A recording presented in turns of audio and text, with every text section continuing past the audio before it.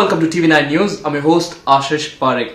One of the first home remedies that is recommended during COVID times is inhaling of steam. Now, it is, through various sources of information which are not scientifically proven, said that inhaling steam at high temperatures could actually mean that viruses are killed. Now, this is one of the things that a lot of people believe, but it has no scientific backing as of now. And now it is being said that apart from having no actual benefit, apart from bringing down symptoms, this could actually lead to development of black fungus. Yes, you heard that right. Inhaling steam more than what is required, or rather over steaming, could actually trigger cases of black fungus in patients, and this is something that has been found by a study that has been carried out in India. In fact, as per data, the data that we have at this point also says that as many as 10 to 20% of previously detected cases of black fungus infection in India were actually associated with burns, and that the trauma to the skin or the mucous membrane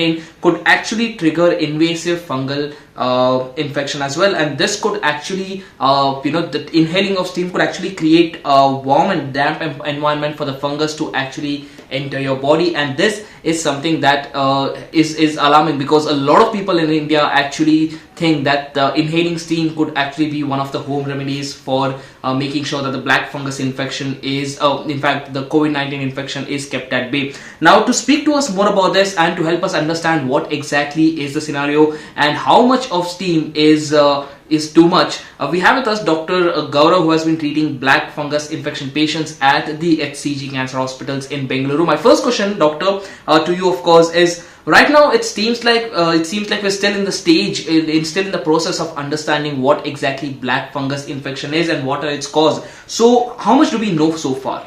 So far, we've been trying to understand the mucormycosis, and from our initial data analysis, we see that most of the patients who came to us had very high HbA1c levels, which is a test to monitor long-term control of blood sugars. Most of them have received steroids. Most of them have been treated in hospitals. Most of them have not been vaccinated. Almost 93% of the patients who came to us were not vaccinated. The ones who were had only a single dose of the vaccine. And most of these patients have actually presented to us a little later on in their disease. So it is at this point of time crucial to identify the disease much earlier in order to save organs like eyes, jaws, or even prevent intracranial extension. Doctor, do you believe that inhaling of steam could actually lead to mucormycosis? What is your opinion?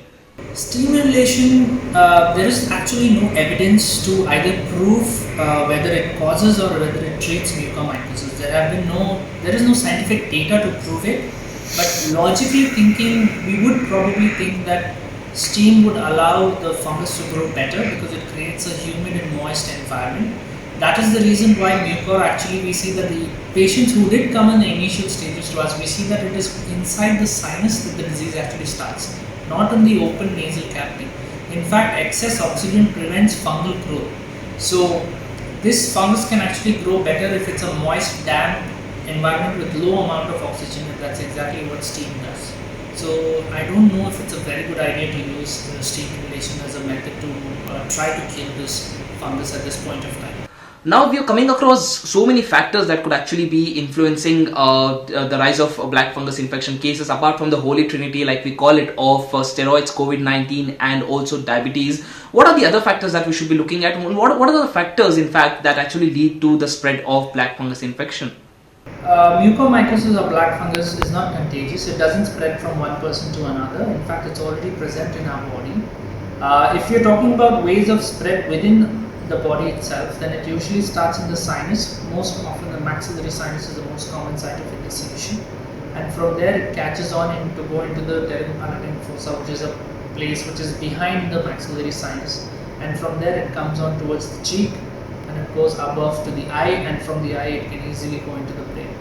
So this is how the fungus spreads within the person's body, but otherwise it doesn't spread from one person to another. Also, doctor, last question to you is how much is too much as far as inhaling steam is concerned? Because a lot of people, do it almost 3 times a day, thinking that the viruses and the bacteria that are there in the mucous membrane or the nasal cavity could actually get killed because of high temperatures. So, when does it reach a point when it is actually harming your health apart from not doing anything good? For the question, how much is too much steam inhalation? I think since we don't have any kind of evidence to prove that actually steam inhalation really works, I think it's a futile effort on anybody's part to take it. On the contrary, it might actually make matters worse. So, I personally, I wouldn't think that anybody who is suspecting black fungus should actually take steam. Well, thanks a lot, Dr. Gaurav. So that was Dr. Gaurav from HCG Cancer Hospital clarifying our doubts about whether steaming could actually lead to the rise in black fungus infection cases, because this is what a lot of reports are now claiming because of the previous patient data history which is there. Do let us know what your opinion is in the comment section below, and also do not forget to like, share and subscribe to TV9 News. Thanks a lot for watching.